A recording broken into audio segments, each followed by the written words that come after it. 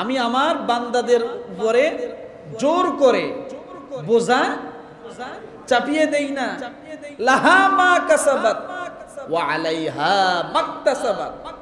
যে ভালো ধারণা করবে আমি আল্লাহ তার জন্য ভালো হয়ে যাব, সহজ হয়ে যাব। আর যে খারাপ ধারণা করবে আমি তার জন্য কঠিন হয়ে যাব।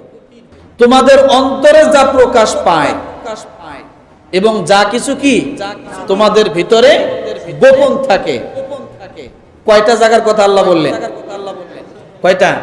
আসমান, জমিন, অন্তরে যা প্রকাশ এবং যা কয়টা বিষয়?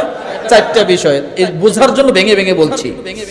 যা কিছু প্রকাশ পায়, যা তোমাদের ভিতর গোপন থাকে, আল্লাহ তোমাদের থেকে তার সব হিসাব নেবেন। অতঃপর যাকে ইচ্ছা ক্ষমা করবেন, যাকে ইচ্ছা শাস্তি দিবেন। কথা ঠিক কিনা? এই আয়াতটি যখন নাজিল হয়ে গেল, সাহাবায়ে কেরাম সকলে কান্নাকাটি শুরু করে দিলেন। কান্নায় বেঘোর হয়ে গেল। ইয়া রাসূলুল্লাহ, আল্লাহর নবীও আশ্চর্য হয়ে গেলেন, মনক্ষুণ্ণ হয়ে গেলেন, মনটা খারাপ হয়ে গেল। আকাশে যা আছে তার বিচার আল্লাহ করতে পারে, কোনো সমস্যা নাই।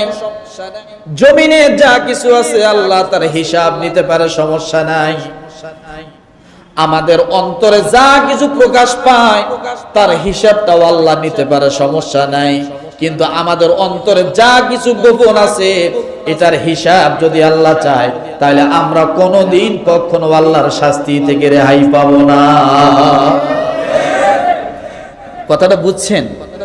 আসমানে যা আছে হিসাব আল্লাহ নিতে পারে, জমিনে যা কিছু আছে এই হিসাব আল্লাহ। আমাদের দিক থেকে যা কিছু প্রকাশ পায় এটার হিসাবও আল্লাহ নিতে পারে, কিন্তু আমাদের অন্তরের ভিতরে যা আছে এটার হিসাবও যদি আল্লাহ নেয় আর এজন্য যদি শাস্তি দেয় তাহলে আমরা এক কদম সামনে আগাতে পারবো না। জিনিসটা এখনো ক্লিয়ার হন নাই আপনারা, আমি ক্লিয়ার করে দিব। বলে কেন? আমরা রাস্তা দিয়ে হাঁটতেছি, একজনের একটা বাড়ি দেখে আমার মনের ভিতরে কষ্ট লেগে গেছে। অনেক সুন্দর একটা বাড়ি, লোকটা আগে গরিব ছিল কিন্তু এখন বাড়িটা দেখে আমার কষ্ট লাগলো। কিভাবে বাড়ি করলো এত টাকা দিয়া?